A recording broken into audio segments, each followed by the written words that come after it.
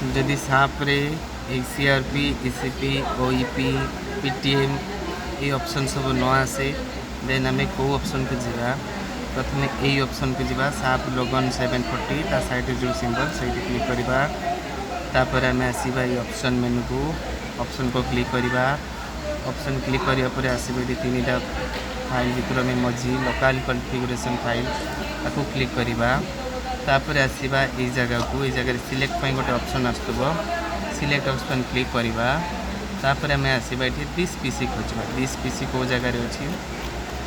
से जगह को जा दिस पीसी क्लिक कला परे हमको देख खोजापी पड़ो लोकल डिस्क सी क्लिक करने पर आमको खोजापी पड़ो इंस्टॉल कॉमन 740 ताको क्लिक करवा ता भितर गोटे फोल्डर पाइबा आम लगन पुणी क्लिक करवा पुणी नेक्स्ट आसो लगन क्लिक करने पर तले गोटे ऑप्शन अच्छी ओके करने पर ये पुणी तौक आसिकी अप्लाई तापर ओके ये प्रोसेस रे आमे साप रे यही सब ऑप्शन को हमें पाई जाए। Thank you.